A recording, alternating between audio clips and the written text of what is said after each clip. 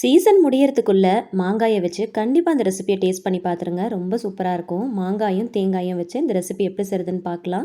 இது செய்யறதுக்கு ஏதாவது ஒரு மாங்காய் எடுத்துக்கோங்க. இதில ஒரு பாதி பீஸ் இருந்தா நமக்கு போதும்.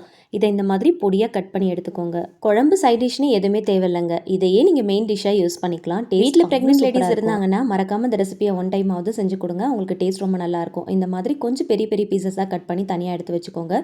இத செய்யறதுக்கு மாங்காய், தேங்காய், கொஞ்சம் சின்ன வெங்காயம், பூண்டு, இஞ்சி, தக்காளி, கருவேப்பிலை, கொத்தமல்லி, வரமிளகாய் இது எல்லாமே எடுத்து வச்சுக்கோங்க. இதை செய்யறதுக்கு கடாயில் கொஞ்சமாக நல்லெண்ணெய் இல்லைன்னா தேங்காய் எண்ணெய் யூஸ் பண்ணிக்கோங்க. 1 டீஸ்பூன் கடுகு உளுந்து, 1 டீஸ்பூன் ஜீரகம், 2 டேபிள் ஸ்பூன் கடலைப்பருப்பு, 6 பல்லு பூண்டு, ஒரு சின்ன துண்டு இஞ்சி பொடியாக நறுக்கிட்டு சேர்த்துக்கோங்க. ஒரு கைப்பிடி சின்ன வெங்காயம், ஒரே ஒரு வரமிளகாய் சேர்த்துருக்கேன். உங்களோட காரத்துக்கு ஏற்றா போல் சேர்த்துக்கோங்க. ஒரு தக்காளியை ஓரளவுக்கு ரஃபாக சாப் பண்ணிட்டு சேர்த்துக்கோங்க. கொஞ்சமாக கருவேப்பிலை கொத்து, பெருங்காயம் சேர்த்து நல்லா வதக்கிக்கலாம். ரொம்ப நேரம் வதக்கணும்னு அவசியம் இல்லை. ஓரளவுக்கு நல்லா வதக்கிட்டு இதை ஆற வச்சுட்டு மிக்ஸி ஜாருக்கு சேர்த்து நல்லா கோர்ஸாக அரைச்சி எடுத்துக்கலாம். கொஞ்சம் கூட தண்ணி சேர்க்காமல் அரைக்க போகிறோம். இப்போது வதக்குனதோட மாங்காய் பீஸையும் கட் பண்ணி வச்சுருக்கிற தேங்காய் பீஸையும் சேர்த்துக்கலாம். ஒரு கொத்து கருவேப்பிலை சேர்த்துக்கோங்க. இப்போ இதில் தேவையான அளவுக்கு உப்பு சேர்த்துக்கலாம். கொஞ்சம் கூட தண்ணி சேர்க்காம இந்த மாதிரி நல்லா கோர்ஸாக அரைச்சி எடுத்துக்கோங்க. சுட சுட சாதத்தில் இதை அப்படியே அள்ளி வச்சு கொஞ்சமாக நெய் ஊற்றி பிசைஞ்சு சாப்பிட்டு பாருங்கள். டேஸ்ட் அவ்வளோ சூப்பராக இருக்கும்.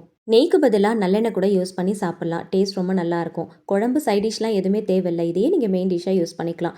வீடியோ பிடிச்சா மறக்காமல் லைக் பண்ணி ஷேர் பண்ணி சேனலை மறக்காமல் சப்ஸ்கிரைப் பண்ணிக்கோங்க. கண்டிப்பாக மறக்காமல் மிஸ் பண்ணாமல் ட்ரை பண்ணுங்கள். தேங்க்ஸ் ஃபார் வாட்சிங்.